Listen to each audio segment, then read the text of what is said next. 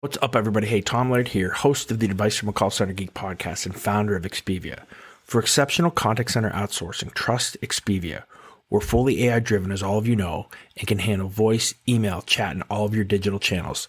Our 600-seat USA contact center is expert in healthcare, financial services, insurance, tech support, retail, and more. Experts on the NICE CX1 platform, we ensure seamless customer experiences. DM me or visit expiviausa.com for more. Welcome back, everybody, to another episode of Advice from a Call Center Geek, the call center and contact center podcast where we try to give you some actionable items to take back to your call center, improve the overall quality, improve your agent experience, hopefully improve the customer experience as well. How's everybody doing? Happy Friday. As I am recording this episode, it is the 28th of August, rapidly moving into fall here in the Northeast. Kind of my favorite time of year. Get the sweatshirts on. I would say watch some Penn State football, but I guess that's a topic for another day.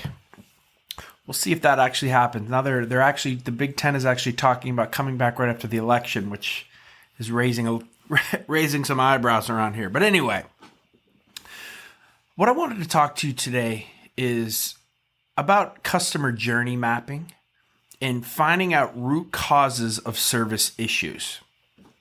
Let me play a game here and see if some of you can relate to this. How many of you have maybe been called up to your boss or to a board and, sat down as they're reviewing maybe monthly or quarterly, service statistics, and they see service level looks okay, but they keep focusing on CSAT and NPS scores and why they're low.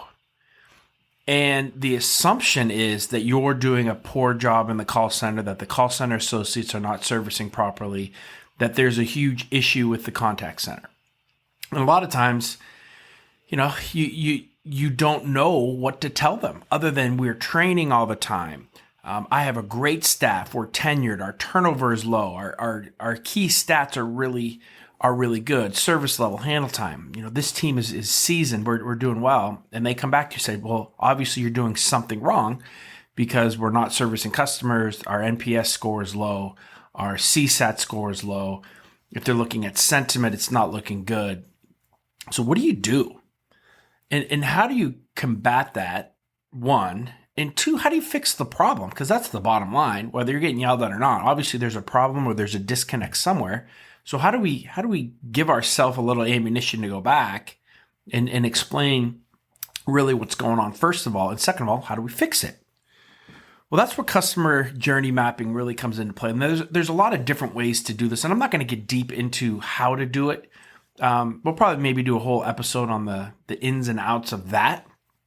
But people do a lot of sales organizations do that, right? They map the customer journey from, maybe seeing an ad or a social media post or something that piqued interest. And then, what do they do next? Where do they go? Where do they search?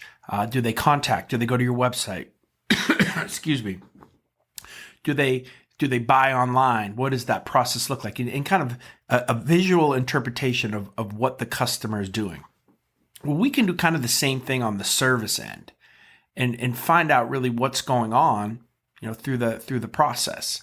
And then we can expand it to what are some of the other ways that the customer is interacting with our organization. And maybe that's the problem. So what I like to do, especially this is huge on the consulting side when a customer will come to me, or even I have turned down business because we may have a customer who comes to me or a potential customer who comes to me and says, Tom, the call center that I have, my outsourced partner, they're not doing a good job because our CSAT scores and our NPS scores they're terrible. They're doing a terrible job. And I'll look at the stats and I'll see that, service levels look good and all those kind of efficiency stats look right. We'll do some blind monitoring and I'll go back to them and say, hey guys, listen, I would love your business, but this call center is doing a pretty good job. I think you may have some issues elsewhere. And we can find that out, one, by doing some customer mapping, some journey mapping. Another way that we can kind of use data is by looking at speech analytics and seeing if some of those issues that we may think on the customer journey are showing up in the calls as well. Because a lot of times, and I would say most of the time, they're going to correlate. And what I mean by this is, if you have a problem with your product, right? Let's say you make a widget, and the widget, every time it gets sent, there's pieces of it missing. There's issues with the packaging, whatever. There's just problems with that piece of the pie. This customer is going to call into the customer service center. And a lot of times, no matter what we say as customer service professionals to try to get them, kind of amped down and try to solve their problem, right? They're still not going to be happy because the experience wasn't good for what they actually wanted, which was to buy that certain product and then go about their day.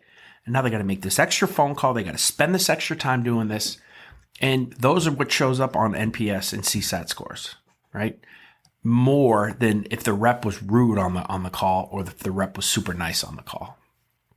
So customer journey mapping can play into this, right? So we can actually go and look and say, okay, what's the whole process of how this customer is interacting with our company, right? How are they interacting on the service side? And then we can drill down even to, from when a phone call gets made, what does that path look like? From hitting the IVR to going down this certain path or pressing 1, 2, or 3 or saying 1, 2, or 3.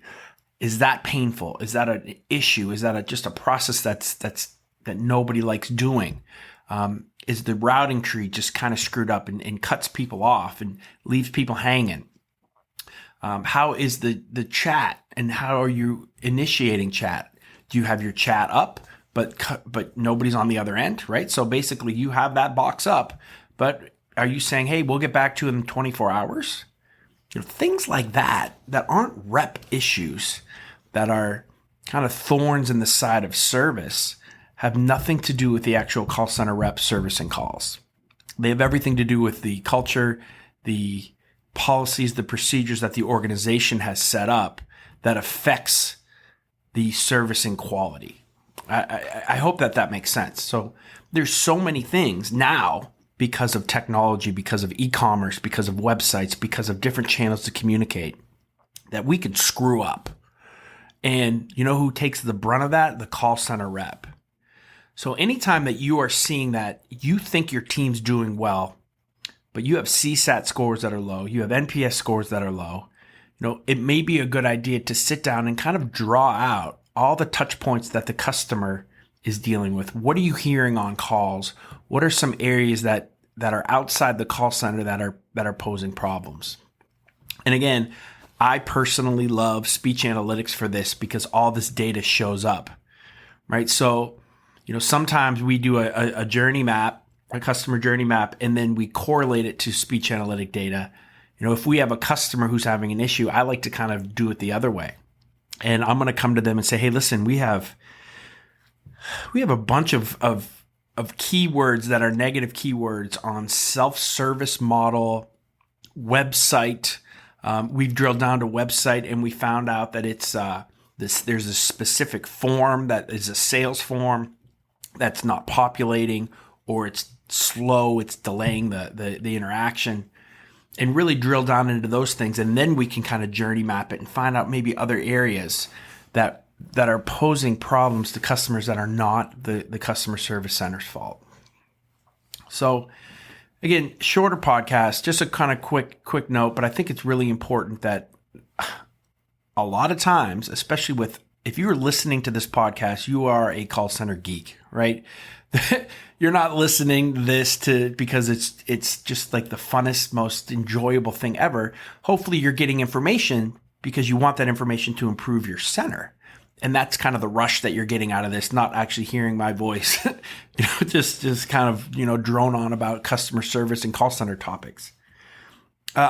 So if you are into this and you see that there are issues with some of your servicing that you just can't put your finger on, you don't have speech analytics to kind of validate that to your higher ups, sit down and journey map and think through, if you are the customer, what are all the touch points that they're doing with your organization and where can things go wrong, right? And, those are some of the things that you can bring to your boss and say, hey, listen, I really believe that our service center is doing a great job. In our monitoring, we're hearing some of this. I've done this journey map, and I think this is really the problem. It's when the customer goes onto the website and is trying to order this, there's always an error that pops up on this.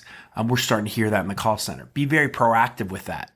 That's the other thing too, is it's always better for you to bring this information to your boss or to the head of customer service or the head of customer support in your organization than for them to read a report that says you're doing a poor job or he thinks that the call center is doing a poor job. So, it's really important to stay on top of it.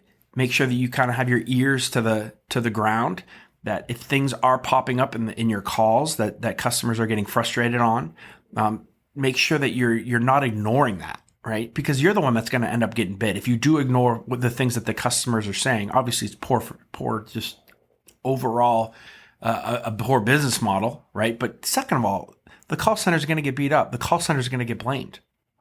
So you have to be really proactive with a lot of the information that you have, because a lot of times it's not the call center's fault. It's the process, it's the policies, it's the procedures that the organization has played in.